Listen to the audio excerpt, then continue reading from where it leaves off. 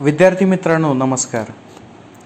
मी प्राध्यापक निलेश लोंढे आणि आपण BA द्वितीय वर्षातील चौथ्या सत्राचा अभ्यासक्रम सुरू करणार आहोत.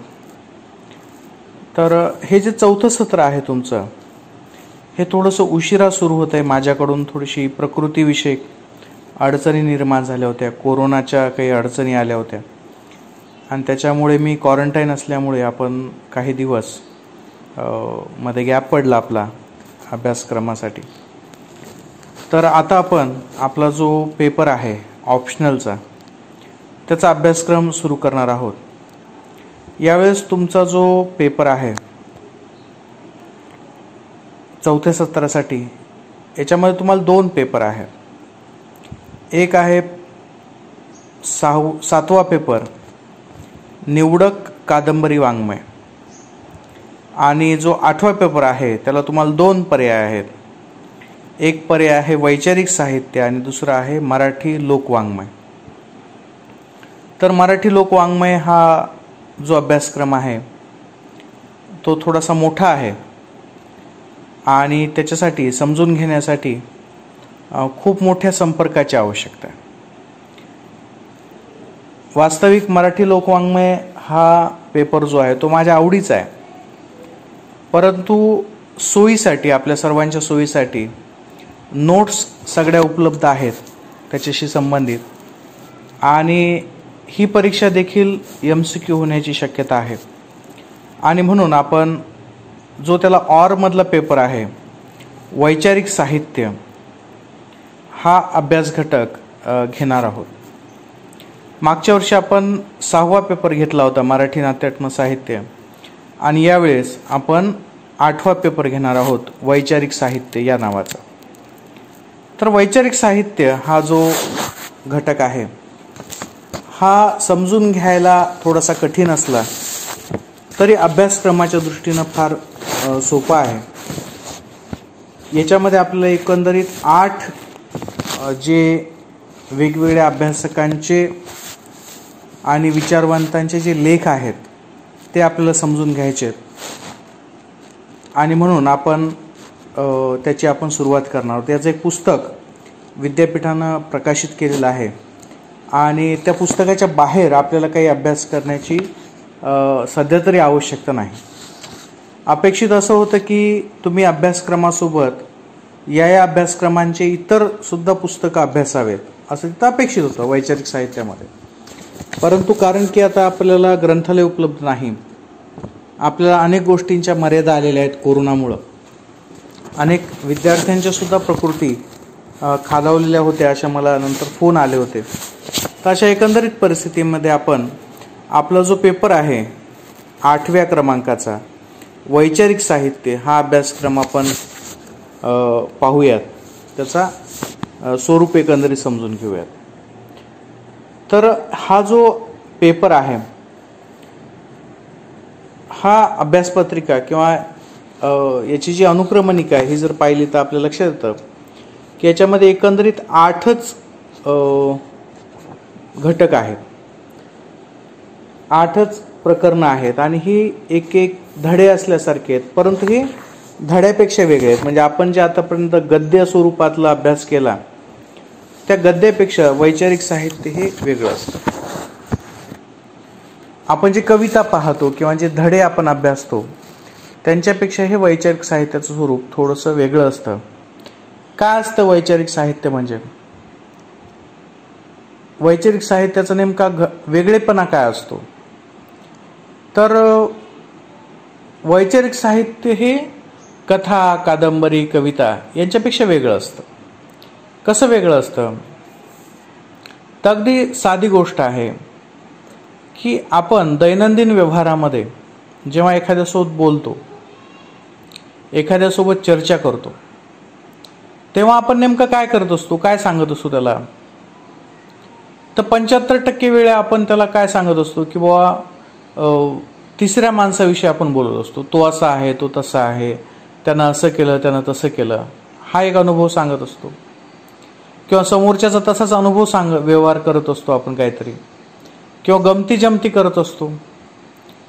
किंवा आपल्याला आलेला एखादा अनुभव सांगत असतो. तर हे सगळ्या गोष्टी चालू असतात. पण अशी एक परिस्थिती असते जेव्हा आपण दुसऱ्याला काहीतरी समजावून सांगण्याचा प्रयत्न करत असतो. अशी एखादी अडचणीचा प्रसंग असतो. समजा आता तुम्ही फर्स्ट सेमिस्टरचा पेपर दिलेला आहे, थर्ड सेमिस्टरचा, माफ करा, तुम्ही आता सेकंड इयरला आहात, तर तुम्ही थर्ड सेमिस्टरचा पेपर दिलेला आहे. तुमच्यापैकी काही लोकांचा, मला नाही वाटत की मराठीच्या कोणाचा गेलेला आहे पेपर, परंतु जर समजा तुमचा एखादा पेपर गेलेला असेल जुना फर्स्ट इयरचा, आणि त्याच्यामध्ये असं झालं की तुमचा पेपर निघाला आणि तुमच्या मित्राचा पेपर नापास झाला, किंवा त्याचा रिझल्टमध्ये अडचण आली, किंवा विद्यापीठाकडून काही अशी अडचण आली की ज्याच्यामुळे त्याला त्याचा समजत नाही आहे की नेमकं काय करावं. तर अशा परिस्थितीमध्ये जर त्यानं तुम्हाला फोन केला किंवा तो तुम्हाला बोलला की अरे माझ्यासोबत असं असं झालं, आणि तो भावनिक झाला, इमोशनल झाला, तर सामान्यपणे जो निरोगी माणूस आहे, जो चांगला माणूस आहे, जो आपल्याला मित्र समजतो, तो त्याला काय करतो, तो त्याला त्याच्या परीनं समजावून सांगण्याचा प्रयत्न करतो. आलं लक्षात? म्हणजे माणसाचे वैशिष्ट्य आहे, किती दुष्ट माणूस असला किंवा किती चांगला माणूस असला आणि दुसरा जर काही अडचणीत असेल तर त्याला तो समजावून सांगण्याचा प्रयत्न करतो. काय समजावून सांगण्याचा प्रयत्न करतो की जाऊ दे, असं होत असतं, यावेळेस नाही तर पुढच्या वेळेस करू, आपण असं करू तसं करू, तुझं नाही झालं तर बघ त्यांचं पण नाही झालं, तू एवढं मनावर घेऊ नकोस. आलं लक्षात? तर अशा पद्धतीने हे जे समजावून सांगणं असतं, याच्या मागे एक विचार असतो. कोणता विचार असतो, कोणती भूमिका असते?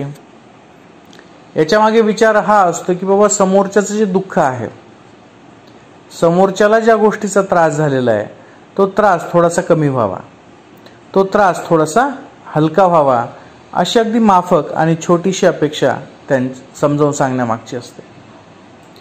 आता हे आपण जसं समजावून सांगण्याचा प्रकार आहे, म्हणजे दैनंदिन जीवनात जेव्हा एखाद्याचे पैसे हरपले, समजा तुम्ही रस्त्याने जात आहेत, तुमच्या मित्राचे पैसे हरपले, त्याच्याकडे पैसे नाही आहेत, त्याला दुःख झालं, खूप कष्टानं त्यानं पैसे आणले होते आणि ते हरवले, पडले कोणतरी किंवा चोरले. मग तो जो दुःख करत बसलेला आहे त्याला आपण काय सांगतो, अरे बाबा दुःख नको करू, तू जे झालं ते झालं. आपण त्याला समजावून सांगतो. समजावून सांगत असताना त्याच्या डोक्यामध्ये जे विचार आहेत की आता माझं कसं होईल, आई वडील मला मारतील का, रागवतील का, ही जी त्याच्या डोक्यातली भूमिका आहे, त्याला जे दुःख झालेलं आहे, त्या दुःखातून बाहेर पडण्यासाठी आपण त्याला दुसऱ्या गोष्टी सांगतो, त्याच्यावरचे उपाय सांगतो आणि प्रसंगी मदतसुद्धा करतो. तर डोक्यामध्ये जे विचार चालू असतात त्याला वेगळे सांगण्याचे किंवा त्याच विचारांना अधिक प्रगल्भ करण्याचं काम सुद्धा हे आपण जेव्हा करत असतो तेव्हा ते विचार असे म्हटले जातात. आता हे जे विचार असतात आपले वैयक्तिक, हे आपण दुसऱ्यांना सांगतो की अरे मी असं असं काम केलं तर कसं होईल, असं आपण दुसऱ्याला विचारतो. मला यश मिळेल का मी अपयशी होईल, माझ्याकडे एवढे पैसे आहेत, आता याचं मी काय करू, किंवा तुझ्याकडे एवढे पैसे आहेत तर तू असं असं कर. हे जे एकमेकांना सांगणं असतं, हे जे एकमेकांना आदान प्रदान करणं असतं, याला विचार असं म्हणतात. आता हे वैयक्तिक विचार असतात. हे वैयक्तिक विचार जेव्हा दुसऱ्याला सांगितले जातात किंवा दुसऱ्या व्यक्ती जेव्हा आपल्याला सांगतो तेव्हा ते मतप्रदर्शन असं म्हटलं जातं. त्याला एकमेकांच्या विचारांची देवाणघेवाण करणं असं त्याला म्हटलं जातं. पण हीच गोष्ट जेव्हा सामूहिक पातळीवर घडून येते, सामूहिक पातळीवर म्हणजे समाजामधला एखादा प्रश्न आहे. आता बेरोजगारी हा प्रश्न आहे, खूप मुलांना नोकऱ्या नाहीये. मग आता त्याच्या विलाज काय, ही अडचण आहे समाजासमोरची.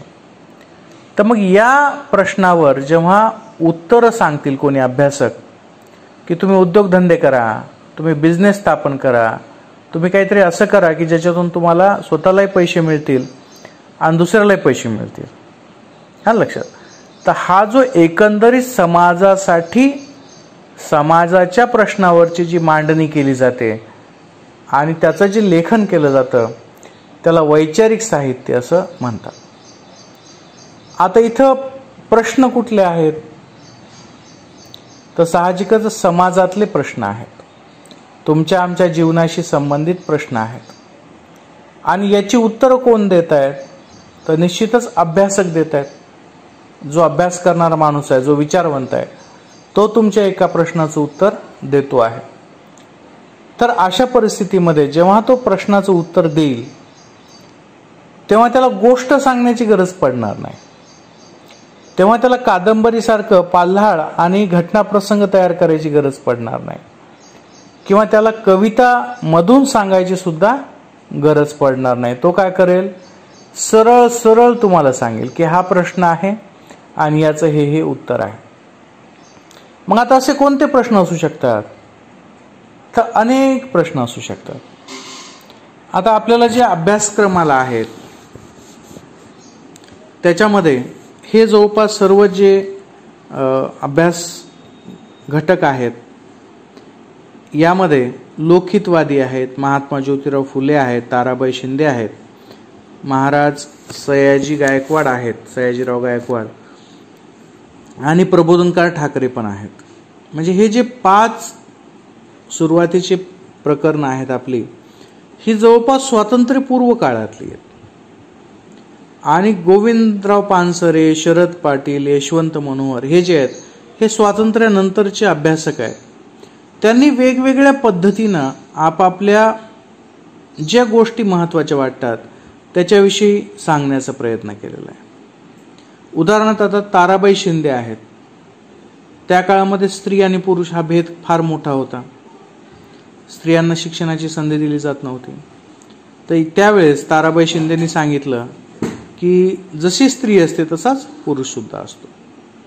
त्याच्यानंतर लोकहितवादी आहेत. त्यावेळेस इंग्रजांचं राज्य होतं आणि आपण इंग्रजांच्या समोर का पराजित झालो याच्याविषयी सांगताना त्यांनी सांगितले की ज्ञान हाच पराक्रम असतो. तुम्ही तलवार घेऊन लढण्याची गरज नाही या काळामध्ये. तर जर तुम्ही अभ्यास केला, तुम्ही जर ज्ञान मिळवलं तर आपोआपच तुम्ही पराक्रमी होत असता.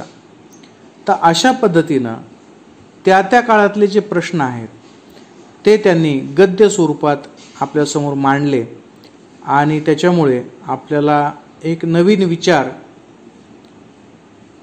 ऐकायला आणि अनुभवायला मिळाला. मित्रांनो, आयुष्यामध्ये विचार हा महत्त्वाचा असतो. एका छोट्याशा विचारानं आयुष्य फार प्रगतीकडे जात असतं. आपल्याला जर विचार आला की आपल्याला खूप मोठं व्हायचं आहे, आपल्याला खूप मोठ्या अधिकारी पदावर जायचं आहे, तर त्याच्यासाठी माणूस विचार करतो की चोरी करायची की अभ्यास करायचा.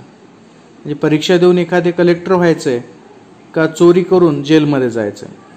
तर हे दोन्ही विचार एखाद्या माणसाच्या मनामध्ये येऊ शकतात. तर त्याच्यापैकी जो विचार येईल त्याच्यानुसार माणूस कार्य करत असतो. परंतु असे काही प्रश्न असतात समाजाचे ज्याच्याविषयी माणूस विचार करत नाही, त्याला अभ्यासकच लागत असतो. तर असे जे अभ्यासक आहेत त्यांनी आपापल्या पद्धतीनं आपापल्या प्रसंगानुसार काही लेखन केलेलं आहे आणि त्याला मराठी साहित्य क्षेत्रामध्ये वैचारिक साहित्य असं म्हणतात. तर हा जो वैचारिक साहित्याचा भाग आहे हा आपण अभ्यास करणार आहोत पुढच्या तासापासून, उद्यापासून. तर हे वैचारिक साहित्याचं एक महत्त्वाचं वैशिष्ट्य असतं की याचा हेतू हा आहे की आपल्याला दुसऱ्याचे विचार समजून घेता आले पाहिजे, दुसऱ्याच्या भूमिका समजून घेता आले पाहिजेत, आपली प्रगल्भता वाढली पाहिजे. त्याच्यासाठी हा अभ्यासक्रम तुम्हाला दिलेला आहे. या अभ्यासक्रमामध्ये सध्याशिक तरी 8च घटक आपल्याकडे उपलब्ध आहेत. तर याचा आपण अभ्यास सुरू करूयात. इथे थांबूयात. धन्यवाद.